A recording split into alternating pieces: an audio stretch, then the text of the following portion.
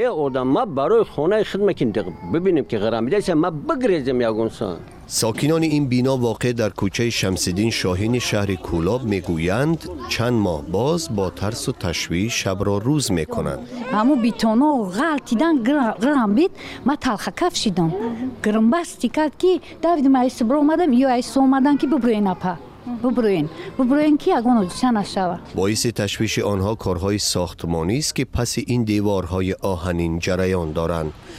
بیم دارند از چقر کافتن بیخ خانه آنها بینا فرو می رود.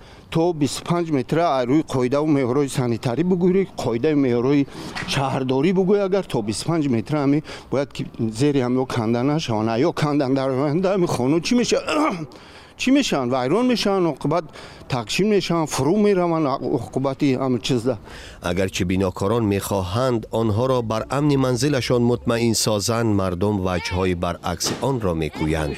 خانه ما را خیلی ما اول خدشون چختم کمی مثلا خانه ما ضرر نبینه او اوستا غرام بیده اومد با ویخ خانه ما را این مثال رسید.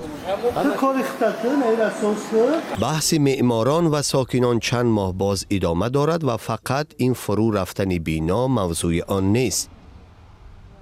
در انزوا ماندن بینا ساکنان را به تشویش آورده است. آنها از اینکه راه یاری تعجیلی و یا دیگر خدمات امدادی به خانه‌شان بسته است نگرانند. اوخی خلق جای رفتن نداره. با قول ساکنان آنجا که کارهای ساختمانی ادامه دارند قبورها و خط تلفن و برق می‌گذرد.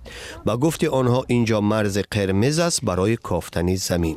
اینا میکنه مغازین میکنه چیزی نمیکنه اگر همون کابل اگر سیمی همون کنده شوه چیکار میکنه؟ اهالی زلال میبینه، آدمو زلال میبینه. میبینید که کوچه های اطراف را سد بستند به خاطر آنکه آب به چقری محل ساختمان نریزد. ساکنان میپرسند آب جویبار آنها کجا ریزد؟ اینا او جویبارهای آبراوی، اینا جویبارهای آبراوی که باید که چی برون بروان گرفتن کانالیزاسیون را کوشش کردن.